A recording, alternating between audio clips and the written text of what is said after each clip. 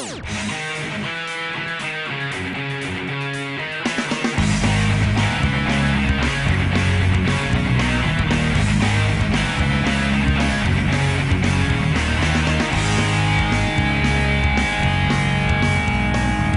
so yesterday Lynn and I wanted to watch The Conjuring, which is the latest film out of James Wan's archive. Based off a true story involving the Warren family, which were a pair of real-life demonologists. They were the ones that were involved during the Amityville Horror and during a bunch of other different alleged demon and ghost stories throughout the ages, or the last century, I guess. I don't know. This case involves the Perron family, Perron, I don't really know, that moves into this house that has a history of suicides and children murders due to a witch that committed suicide on that ground. And when things start getting really bad, the Warrens are invited in to try and exorcise the ghosts. I'm a big fan of James Wan's work. I think he's very good at telling old classic kind of ghost stories. That's really kind of his thing, is that he's not a man of, like, you know, gore and tits and things like that.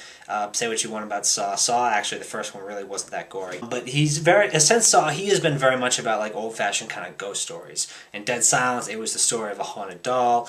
In Insidious, it was a boy's nightmares. And here, it is essentially an exorcist story. Acting-wise, you got Patrick Wilson, Vera Farmiga as the Warrens. They do a pretty good job. Lily Taylor does a good job as the mother. Ron Livingston seems stoned through the whole thing, but, I mean, he was okay. One good thing about James Wan's horror is that it is very much a building up horror. It's not just, you know, slashers. There are jump scares. There are a lot of jump scares, but it's a building up kind of jump scares where it's like, okay, the first time it happens, it's like building up, building up, building up, building up. It's gonna happen. It's gonna happen.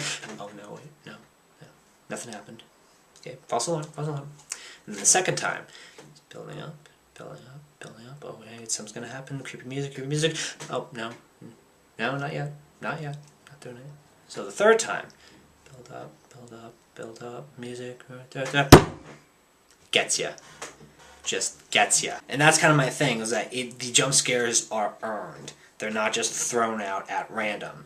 And that's the beauty of it, because they don't just give you the jump scares, you earn them. And then it's not just a jump scare, oh, hey, that's a quick scare, let's go back. It is jump scare, holy shit, there is something there, it's going to kill me, I got to get out of here, run. And it's like a big thing, you know? So rarely is there a jump scare where it's like, jump, oh, okay, back to the regular thing. No, it's jump scare, and then it starts getting real. The bad thing about them, and Sinister did this as well, were the orchestra stings. Where it's like, you know, jump scare, orchestra sting, violins and cellos and all that start playing, and it's like music, and it's like, why?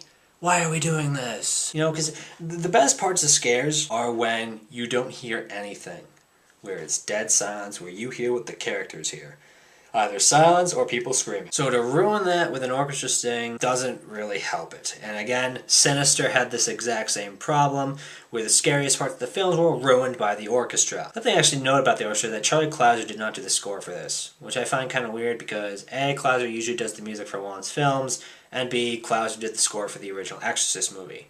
This film seemed right up his alley. I don't know, maybe he didn't want to retread old ground. Also, what is it with James Wan and dolls? Like, every single one of his films has involved a doll in some creepy way. Saw, obviously, Dead Silence was, the whole movie revolved around dolls. I think there were a couple dolls in Insidious. I don't remember, I haven't seen that film in a while. He always does this thing with a creepy doll. This film, it involves a doll named Annabelle that's introduced at the beginning of the film and then has a creepy moment towards the end. Also, you always gotta pay attention to his films because he leaves little clues that become important later on in the film, and I always love doing that during his film, like trying to study it and seeing how it will pay out towards the end. But something worth noting is that there wasn't a twist ending in this one. Like, James Wan usually puts a twist at the end of his films. Like Saw, obviously, Dead Silence had a really good twist.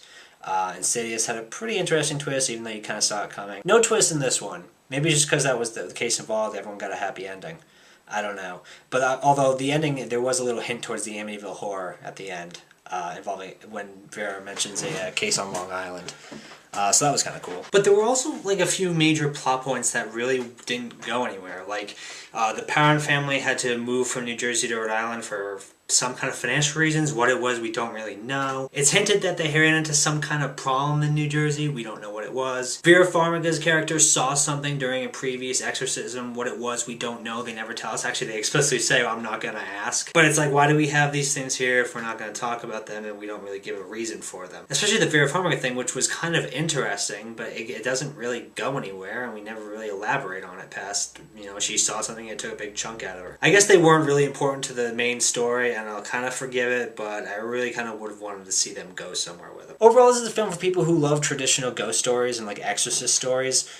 So I do recommend you see it for that. Again, this is a very jump scare heavy film, although again the jump scares are earned. So if you're going just to get scared, this film does a pretty decent job.